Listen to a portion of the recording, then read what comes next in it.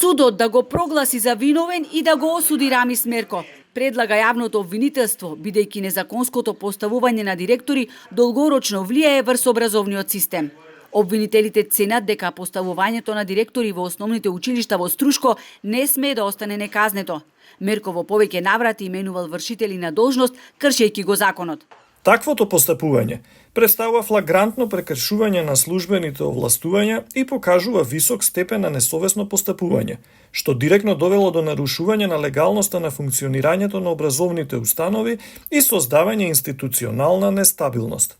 Обвинетиот свесно ги повредил законските прописи и ги исполнил елементите на кривично дело несовесно работење. Дали ако има ослободителна пресуда ќе обжалите?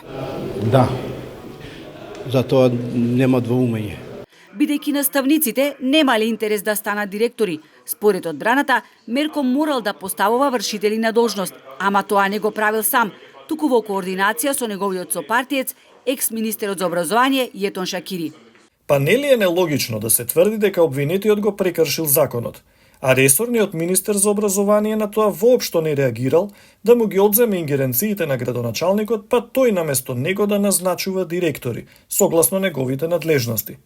За решавање на проблемот, Мерко многу пати апелирал и разговарал со министерот Шакири, кој па ги предлагал луѓето кои подоцна беа назначени на директорски позиции.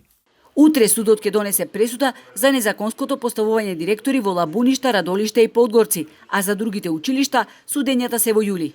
Во меѓувреме, се уште е актуелна ослободителната пресуда за Мерко во случајот со набавката на луксузниот автомобил Ауди А6 во вредност од 67.000 евра, која јавното обвинителство ќе обжали. Таа пресуда не смее да ја коментира никој се додека не стане правосилна. Такви се правилата и затоа јас она што го кажав, што имав да го кажав во образложението на пресудата, а понатаму незадоволната страна има право на жалба и тоа ќе биде предмет на разгледување од страна на повисокиот суд.